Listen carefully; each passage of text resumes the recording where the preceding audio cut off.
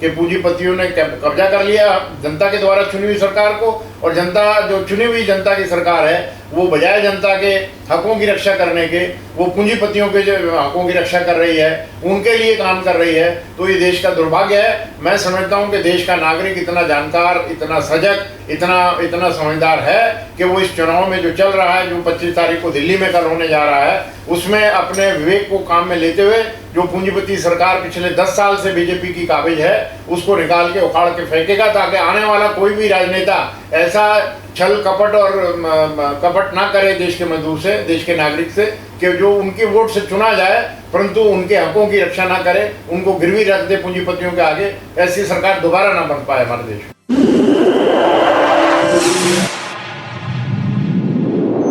इस news channel पर जो भी वक्ता ने कहा वो उसकी अपनी राय है, जिसकी पुष्टि नेशन न्यूज इंडिया नहीं करता। धन्यवाद। न्यूज इंडिया चैनल में आपका हार्दिक स्वागत है। आज हम भारत की राजधानी दिल्ली के अंदर बात कर रहे हैं ऐसी जगह से और ऐसे मसीहा से जिन्होंने पूरी जिंदगी, पूरी लाइफ मजदूरों के लिए बिताई, और मजदूरों के लिए बिताई ही नहीं, हर समय मजदूरों के लिए रात दिन काम किया, और आज इस मुकाम पर हैं कि हिंद मजदूर सभा के राष्ट्रीय महामंत्री हैं, भिन्न भिन्न ट्रेड यूनियन में काम किया है और रेलवे के पूर्व कर्मचारी रहे हैं, पूर्व अधिकारी रहे हैं। हमारे बीच में ऐसी शख्सियत हरभजन सिंह सिद्धू जी हैं।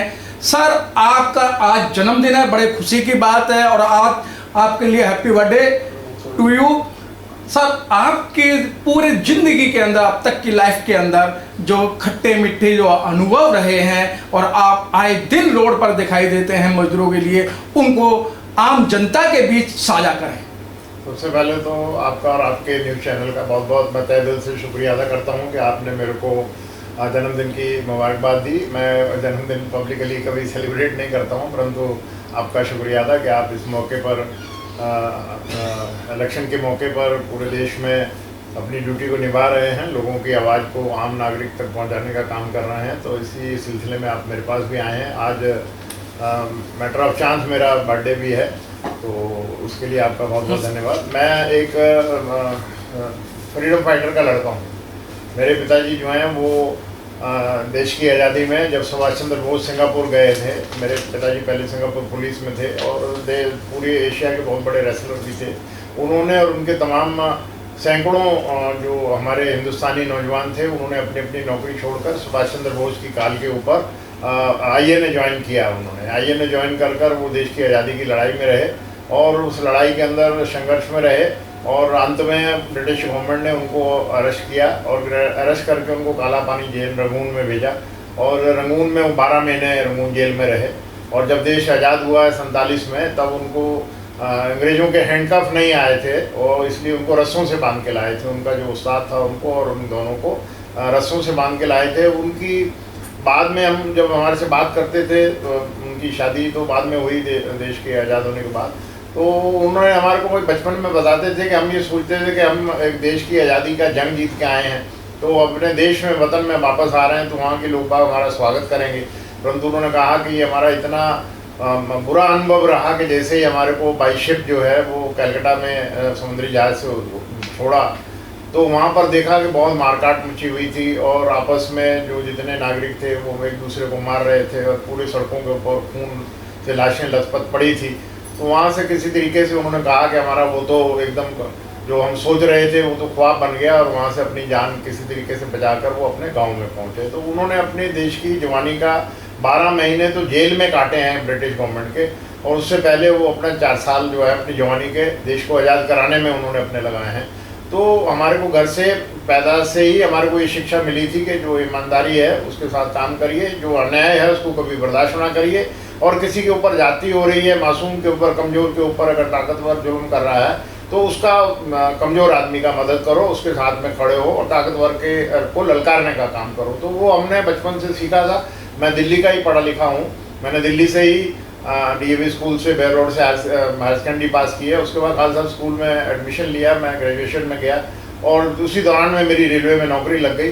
तो मैंने दिल्ली यूनिवर्सिटी से ग्रेजुएशन पास की है, और उसके बाद जैसे 71 में मेरे 70 वन में मेरा 20 मई 1971 में मेरी नौकरी लगी है रीजनल शेड स्कूल बस्ती में।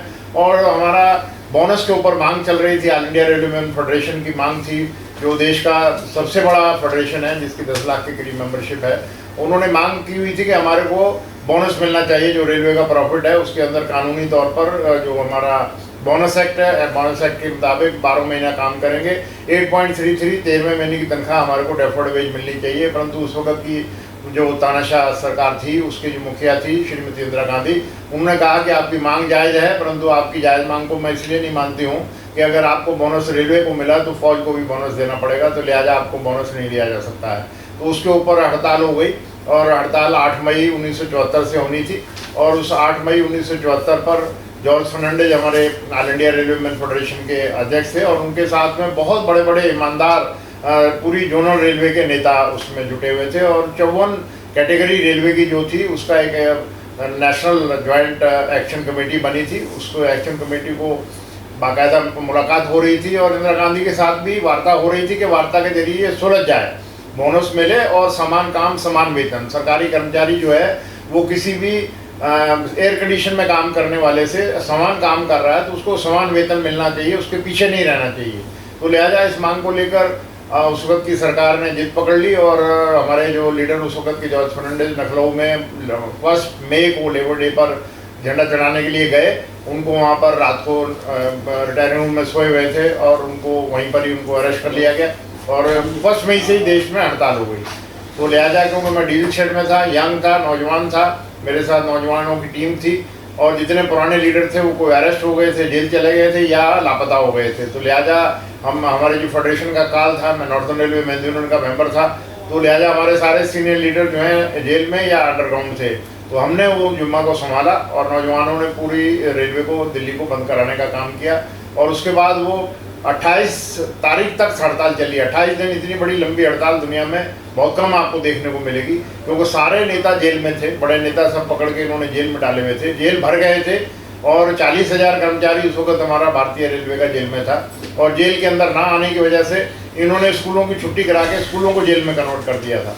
और लिहाजा हमारा जो कर्मचारी था, जो ड्राइवर था, लोको ड्राइवर था, स्टीम इंजन का ड्राइवर था, वो अपने 8 घंटे 10 घंटे 12 घंटे लोगों के ऊपर पसीना बहाने पर छुट्टी मिल जाए, जेल के अंदर रहे, एएसएम पैनल से हट जाए और हमारा फिटर जो है इंजन के गर्मी में इंजन को ठीक करने से फुर्सत मिल जाए, गैंगमैन को ट्रैक को मेंटेन करने से फुर्सत मिल जाए। तो जेल के अंदर वो कबड्डी खेलने लग गए, लोग वॉलीबॉल खेलने लग गए। जेल के अंदर एक ऐसा वातावरण बना दिया उन्होंने कि वहाँ पर कैदी भी खुश हो गए कि एक बहुत अच्छे हमारे देश के नागरिक हमारी जेल में आ गए हैं, जबकि हमारा कोई क्राइम नहीं था उसके अंदर। हम उस वक्त गिरफ्तार नहीं हुए थे, नौजवान थे, परंतु सरकार ने हमारे पास जो हम रोक रहे थे, जो लॉयल वर्कर, चंद लॉयल वर्कर बिना वजह काम पे जाने की कोशिश कर रहे थे, हड़ताल को तोड़ने की कोशिश कर रहे थे, उनके नाम से हमारे ऊपर सैबोटेज के क्रिमिनल केस बनाए गए और उस क्रिमिनल केस के ऊपर हमारे को इन्होंने नौकरी से निकाल दिया। मैं बाद में बेल आउट हुआ, उसके बाद हमारे को नौकरी से निकाल दिया। हम कोर्ट में उस केस को लड़ते रहे और इमरजेंसी में बरी ना हो पाए, परंतु इमरजेंसी खत्म होने के बाद जब जनता पार्टी बनी और जो उस वक्त के हमारे लीडर थे उन्होंने सरकार में उनको मौका मिल गया प्रोफेसर मधु दंडवते जी को रेल मिनिस्टर बनने का। और ये सारे देश के रेल कर्मचारियों का, देश के कामगारों का सौभाग्य है कि उन्होंने पहले बजट स्पीच में ही सारे 40,000 कर्मचारियों को नौकरी पे वापस ले लिया। जो भी केस उनके ऊपर बनाए थे उन केसों को उन्होंने विड्रा कर लिया। परंतु हमारे जैसे कुछ नौजवान साथी बच गए थे जिनके ऊपर सरकार ने पुलिस केस, क्रिमिनल केस बनाए हुए थे, तो हम उस केस को लड़ते रहे। तो हमने 3 साल बाद नवंबर 77 में सेशन ट्रायल में मैं उन दोनों केसों से बरी हुआ हूँ, फिर दोबारा से रीइंस्टेट हुआ हूँ। रीइंस्टेट होने के बाद मेरे को यंगेस्ट एज में लोगों ने सेक्रेटरी का पदभार संभाला, पहले सहायक मंत्री बना, फिर मेरे को ब्रांच का मंत्री बना दिया गया। और फिर 82 के अंदर हमारा 1-2-3 कर्मचारी मर गए थे। तो हमारा मेन प्रायोरिटी यही होती है कि जो कर्मचारी जिंदा है तो वो तो लड़के अपने काम करा लेगा, परंतु मरने के बाद उनकी विधवाओं का, उनके बच्चों का ख्याल रखना यूनियन का फर्ज बनता है, क्योंकि वो यूनियन के मेंबर हैं। तो लिहाजा हमने कोशिश की थी प्रशासन से बात करके कि वो जब भी उनके घर के अंदर बीमारी की वजह से कर्जा हुआ था तो लिहाजा उनके पास पैसा नहीं था, उनको किसी तरीके से पैसा इकट्ठा करके उनका दाह संस्कार किया गया। तो उसके बाद अधिकारी पॉजिटिव थे, उन्होंने कहा था कि जैसे ये अपना अफसोस पूरा करके आएंगे इनको नौकरी मिल जाएगी। वो नौकरी लेने आ गए जो एक सरदार थे, सुधारनी थी, उनका 3 दिन में भोग पड़ा और नौकरी लेने आ गए, और उसको उस अधिकारी मौजूद नहीं था, उसके नीचे के अधिकारियों ने नौकरी देने से मना कर दिया। और डीजल शेड के अंदर कम से कम उस वक्त 800-900 कर्मचारी काम करता था, वहाँ माहौल ख़राब हो गया, और ख़राब होने की वजह से वहाँ पर दफ्तर के अंदर कहासुनी हुए। तो इन्होंने इसी वजह से मेरे को उस केस में दोबारा 82 में बिना इंक्वायरी के, एक हमारे ये धारा है DNR में 14(2) जिसको बोलते हैं, विदाउट इंक्वायरी मेरे को फिर निकाल दिया गया। और मैंने हाई कोर्ट से फिर उसके ऊपर मेरे लोग बागों का इतना मेरे साथ समर्थन था, इतना मेरे को प्यार था कि लोग बाग 6 महीने मेरे उस इलीगल रिमूवल के ऊपर लोग बाग एजिटेशन करते रहे। नॉर्दर्न रेलवे मेंस यूनियन के झंडे के नीचे पूरी लीडरशिप साथ में मेरे खड़ी थी, परंतु सरकार मानने को तैयार नहीं थी। लिहाजा मेरे को हाई कोर्ट ने मेरे ऑर्डर 5 दिन बहस के बाद क्वैश किए। उन्होंने कहा भी कोई भी सरकारी कर्मचारी को विदाउट इंक्वायरी नहीं निकाल सकते हैं। और सरकार का कहना ये था, रेलवे प्रशासन का, कि हरभजन सिंह के खिलाफ कोई विटनेस आएगी नहीं, कोई इंक्वायरी ऑफिसर इसके खिलाफ इंक्वायरी ऑफिसर बनने को तैयार नहीं है, तो लिहाजा इसकी इंक्वायरी पॉसिबल नहीं है। तो इसलिए हमने इसको 14(2) में बिना इंक्वायरी के निकाल दिया। और बिना इंक्वायरी के उन चीज़ों में निकाला जाता है या तो देशद्रोही हो, किसी दुश्मन के साथ मिला हो तो राष्ट्रपति के अप्रूवल से उसको निकाला जाता है, या किसी का जो लापता हो जाए 7 साल तक पता न रहे, उसके अंदर कानून है deem to have been dead करके उसको निकाल दिया जाता है, तो इंक्वायरी डिस्पेंस भी की जाती है। या मेंटल स्टेट ठीक ना हो, इंक्वायरी ऑफिसर को मार दे, विटनेसों को मार दे, तब वो ऐसा माहौल बन जाए। तो मेरे को तीनों चीज़ें कानून की लागू नहीं होती थी, उसके बावजूद भी मेरे को निकाला। परंतु 5वें दिन बहस के बाद हाई कोर्ट दिल्ली ने 2 जजों की बेंच ने मेरे ऑर्डर क्वैश किए और मेरे को वापस रीइंस्टेट किया। परंतु सरकार को ये गवारा ना गुजरा, ये सुप्रीम कोर्ट गई। रेलवे प्रशासन बड़े वकील को करके, एक सीनियर एडवोकेट मेरे खिलाफ किया हुआ था, और उसको रेलवे बोर्ड से जितना मर्जी उसकी सैलरी तनख्वाह उसको जो फीस थी वो दे रही थी। हमारा एक मजदूरों का एडवोकेट हमारे को लड़ रहा था। सुप्रीम कोर्ट ने भी कहा कि इसके अंदर कोई गुंजाइश नहीं है, आप यहाँ पर सुप्रीम कोर्ट किस लिए आए, हाई कोर्ट के ऑर्डर को इम्प्लीमेंट करिए। तो सरकार ने कहा कि ठीक है, रेलवे प्रशासन ने हमारे को बुलाया, सरकारी वकील ने कहा कि इसको नौकरी पे लेना पड़ेगा। सुप्रीम कोर्ट ने भी केस को रिजेक्ट कर दिया है, तो लिहाजा मेरे को बुलाया गया और मेरे को जो टॉप मैनेजमेंट थी उन्होंने कहा था कि ठीक है, हाई कोर्ट के मुताबिक हम आपका ऑर्डर क्वैश कर रहे हैं, परंतु आप नौकरी पे नहीं आएंगे, आपको घर बैठे तनख्वाह मिलेगी, लास्ट पे दौरान आपको थ्रू मनी ऑर्डर आता रहेगा। और ये आपको आजकल के ज़माने में ऐसा कोई एम्प्लॉय नहीं मिलेगा जो 3 साल तक बिना काम किए हुए घर पर बैठे हुए थ्रू मनी ऑर्डर सैलरी मेरे को मिलती रही। और उस सैलरी के उसी दौरान में 82 में मेरे को निकाला गया। 82 में मेरे को नॉर्दर्न रेलवे मेंस यूनियन का जम्मू के कॉन्फ्रेंस में मेरे को वाइस प्रेसिडेंट इलेक्ट किया लोगों ने प्यार मोहब्बत से, और उसी जीएम के सामने मेरे को मेरे जनरल सेक्रेटरी DD वशिष्ठ ने ले जाकर बिठाया, जिसने मेरे को रिमूव किया था 14(2) में। और उसके बाद मैं डिविजनल प्रेसिडेंट बना हूँ नॉर्दर्न रेलवे मेंस यूनियन का। और उसके 2 साल के बाद जो है 95 में मैं बना डिविजनल प्रेसिडेंट, और उसके बाद फिर मैं डिविजनल सेक्रेटरी हो गया। सीक्रेट बैलेट से चुनाव जीता मैंने, सारे 10 आदमी मेरे पैनल के पूरे जीते। और उसके बाद मैं फिर नॉर्दर्न रेलवे मेंस यूनियन का अध्यक्ष रहा। TN वाजपेयी की डेथ के बाद मैं अध्यक्ष रहा उसका, असिस्टेंट जनरल सेक्रेटरी रहा पूरे all India railway man federation का, नेशनल जॉइंट काउंसिल का मेंबर JCM का रहा, उसके बाद डिपार्टमेंटल JCM का मेंबर रहा। तो हर पद पे मेरे को काम करने का मौका मिला, और मैंने भी ईमानदारी से, मेरा एक दिल का जो मेरे को शिक्षा मिली है मेरे अपने फादर से, कि अन्याय को बर्दाश्त नहीं करना है, किसी के ऊपर जुर्म हो रहा है तो उसका साथ देना है, कमज़ोर आदमी के मदद में खड़े होना है। तो उस लिहाज से नॉर्दर्न रेलवे मेंस यूनियन के प्लेटफॉर्म पर मैंने अपनी लाइफ के अंदर सारा काम किया है। और उसके बाद मेरे को हिंद मजदूर सभा जो एक राष्ट्रीय मजदूर संगठन है, उसके अंदर मेरे को दिल्ली स्टेट का जनरल सेक्रेटरी बनाया गया। मैं दिल्ली स्टेट का जनरल सेक्रेटरी 95 में बना, और उसके बाद दिल्ली स्टेट के जनरल सेक्रेटरी बनने के बाद फिर मेरे को नेशनल सेक्रेटरी का मौका मिल गया। मेरे को मुरामल पुरोहित जी ने नेशनल सेक्रेटरी बनाया। मैं कई साल नेशनल सेक्रेटरी के ऊपर जो मेरे को कारोबार दिया गया उसको बाखूबी मैंने निभाया। उसके बावजूद पुरोहित जी ने स्वेच्छा से 2012 में पद छोड़ा। मैं 2012 से भी हिंद मजदूर सभा का जनरल सेक्रेटरी हूँ। हिंद मजदूर सभा की पूरे देश के अंदर, चाहे गोदी कर्मचारी हैं, समुद्री जहाज में काम करने वाले, चाहे कोई कोल माइन में काम करने वाले मजदूर हैं, चाहे वो भारतीय रेलवे के 17 जोन में काम करने वाले हैं, प्रोडक्शन यूनिट में डिफेंस के 41 फैक्ट्रियों में जो काम करते हैं वो मजदूर जो हैं, क्योंकि मैं all India defence employ federation का चुना हुआ वाइस प्रेसिडेंट हूँ।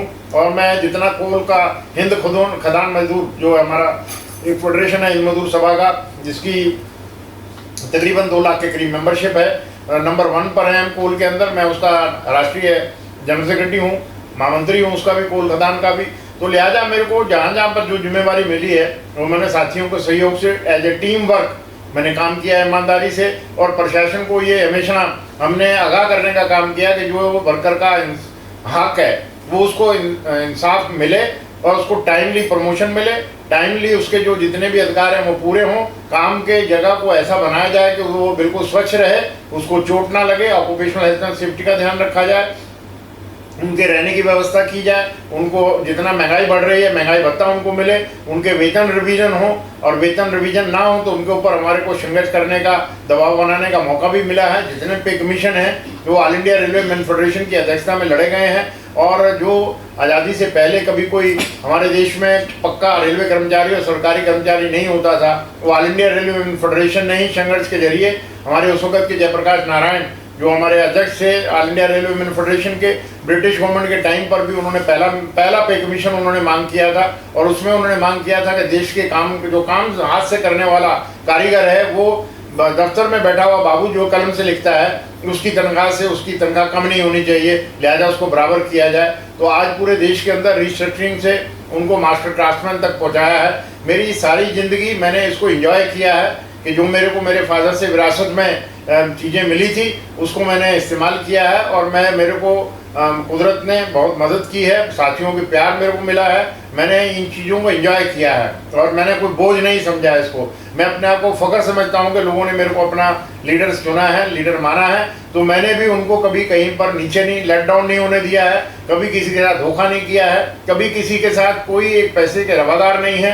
अगर किसी का ड्यूटी जो हमारे को माला बनाकर नारे लगाता है, हमने भी उसका मरते दम तक साथ दिया है, और कभी भी किसी मजदूर को प्रशासन के आगे कभी भी विक्टिमाइज नहीं होने दिया है। लिहाजा उनको इंसाफ दिलवाया है, उनका हक बनता है वो उनको दिलवाया है। अभी मैं हिंदुस्तान के अंदर जो पीएफ सबसे बड़ा बोर्ड है जिसके अंदर 18 लाख करोड़ का वर्कर का खून पसीने का पैसा पड़ा है, मैं उसमें पिछले 4 साल से अभी 5वां साल चल रहा है, मैं ट्रस्टी हूँ उसका, और उसके अंदर भी कोशिश कर रहा हूँ कि आम देश का जो मेहनत कश मजदूर है उसका कमाया हुआ पैसा जो है वो खराब ना हो, और उस पैसे का उसी के परिवार के इस्तेमाल के लिए उसी को मिले, उसी का पैसा है। अभी मेरे को जो लेबर मिनिस्टर है उन्होंने जो ESI का सबसे बड़ा बोर्ड है जहाँ पर इलाज होता है मजदूरों का, वो ESI के बोर्ड का भी मैं मेंबर हूँ, और उसमें भी मैं अपना पूरा कंट्रीब्यूशन कर रहा हूँ। उसके अंदर जो हॉस्पिटलों का सुधार होना है, नए हॉस्पिटल बनने हैं, उसमें पहली दफ़ा मेरे को इन्वेस्टमेंट कमेटी के अंदर भी मेंबर डाला गया है। मैं इंसानियत से और ईमानदारी से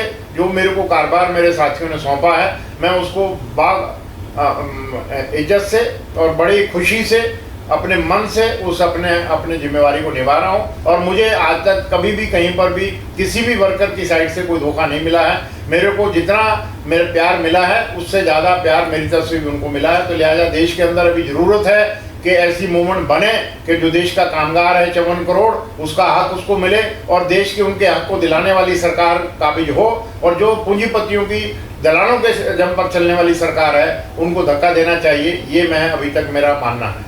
सर, आप कामगार अधिकार, मानव अधिकार, ट्रेड यूनियन अधिकार, किसानों के अधिकार पर गंभीर प्रहार किए हैं, और आपने राष्ट्र की एकता और अनेकता में बड़े पैमाने पर काम किया, और भाईचारा को हमेशा आप बनाने की बात करते हैं। देखिए, कामगार जो है उसका कोई धर्म मजहब जो है वो काम के स्थान पर नहीं होता है। वो काम करेगा तो रोजी कमाएगा, अपने बच्चों को पालेगा। तो लिहाजा जो हमारा धर्म है, जो हमारी जात है, वो हमारे घर में है, वो निजी है, उसका सम्मान करना चाहिए। वो चाहे किसी भी जाति का है, वो अगर वर्कर है तो वर्कर उसकी प्रायोरिटी सबसे पहले है। उसका जो धर्म है वो अपने घर में बच्चों के साथ मनाए, वो हमारे संविधान में लिखा है, उसको कोई रोक नहीं सकता है। तो लिहाजा हमारे देश का जो आपने कहा अनेकता में एकता है, हमारे देश के अंदर जो है सर्वधर्म सम्मान है, और यहाँ पर अभी फिलहाल गरीबी और अमीरी में इतनी खाई आ गई है जो हमारे देश की बदकिस्मती है कि पूंजीपतियों ने कब्जा कर लिया जनता के द्वारा चुनी हुई सरकार को, और जनता जो चुनी हुई जनता की सरकार है वो बजाय जनता के हकों की रक्षा करने के वो पूंजीपतियों के जो हकों की रक्षा कर रही है, उनके लिए काम कर रही है। तो ये देश का दुर्भाग्य है। मैं समझता हूँ कि देश का नागरिक इतना जानकार, इतना सजग, इतना समझदार है कि वो इस चुनाव में जो चल रहा है, जो 25 तारीख को दिल्ली में कल होने जा रहा है, उसमें अपने विवेक को काम में लेते हुए जो पूंजीपति सरकार पिछले 10 साल से बीजेपी की काबिज है उसको निकाल के उखाड़ के फेंकेगा, ताकि आने वाला कोई भी राजनेता ऐसा छल कपट और कपट ना करे देश के मजदूर से, देश के नागरिक से, कि जो उनके वोट से चुना जाए परंतु उनके हकों की रक्षा ना करे, उनको गिरवी रख दे पूंजीपतियों के आगे, ऐसी सरकार दोबारा ना बन पाए हमारे देश में। बहुत बहुत धन्यवाद सर, आपने बहुत अच्छा समय दिया और आप ऐसी परिस्थिति से निकल के आए और आपने वो मुकाम जीता है जो आम जनता और आम गरीब मजदूर आपके साथ में उनका दिल और लगाव। बहुत बहुत धन्यवाद सर।